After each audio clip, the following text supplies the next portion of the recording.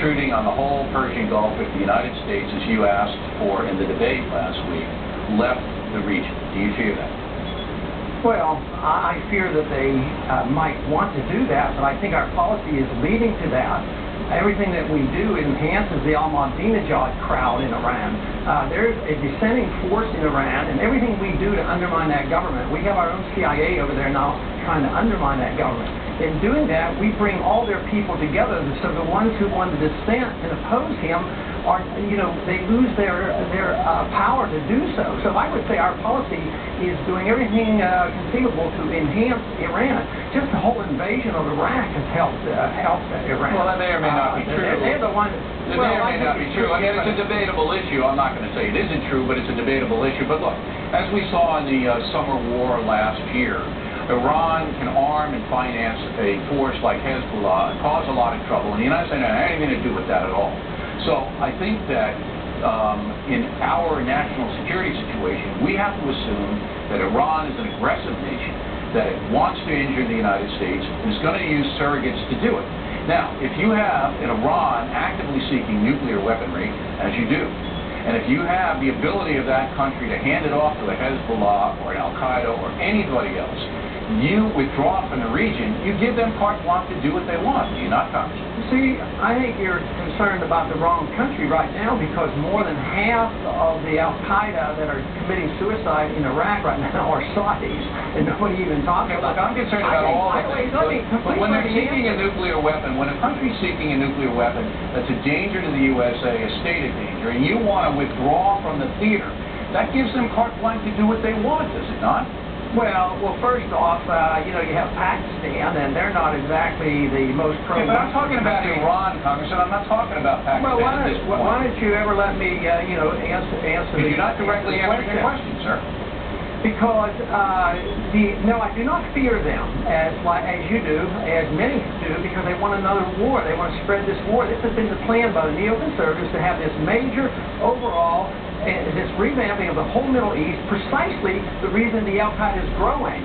The Al-Qaeda is growing because of our policy. Our national security is threatened because of our policy. It makes it much worse. So I see the Iranians as acting logically and defensively. We've been fighting the Iranians since 1953. We overthrew their government through the CIA in 1953. We were allies with Saddam Hussein in the 1980s, and we encouraged him to invade. All right, so I just want to get this. We don't need a history lesson, but I do want to get this on the record. You have to understand. I do understand the reason, but we don't have time to do the history lesson tonight. I just want to get this on the record. You don't fear Iran, even though Iran has demonstrated it can start a war, which it did last summer with its Hezbollah surrogates, and it stated that it wants to do damage to Israel, wipe it off the face of the earth, and is developing a nuclear weapon. And you don't fear them? Yes, I worry about it, I'm concerned about it, but what I'm saying is the very policy that you advocate is encouraging that. What I'm saying, Bill, is this. To put it in perspective, they don't have a weapon. They're not likely to get one in 10 years, according to our CIA. That's not true. That's not true. I mean, everybody says it's 5 years or less, and without us in the theater, it's going to happen a lot quicker.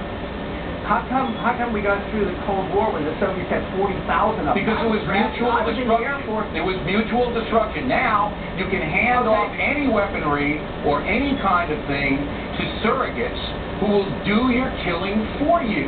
If you don't think Iran is sponsoring terrorism, you're living in a land of Oz, Congressman. Well, so Saudi Arabia. What are you going to do with Saudi? What are you going to do with Pakistan? It's not a government policy in Saudi Arabia. It's just their failure to do any effective policing. It's policy in Iran to wipe out Israel, to attack USA. It's our policy of preemptive, deliberate invasions of foreign countries and occupying these countries that has jeopardized our safety.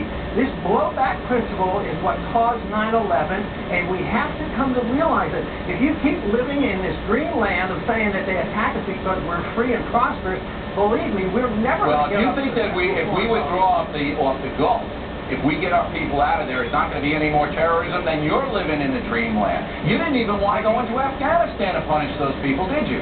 You're wrong, Bill. You're wrong on that. I voted for that, so you be careful on your quotes. I mean, well, in the debate, you said you don't want to be there. You don't want to be in Afghanistan. Well, they didn't do what we were supposed to. We were supposed to go after Osama bin Laden. We let him go into Pakistan. We didn't let him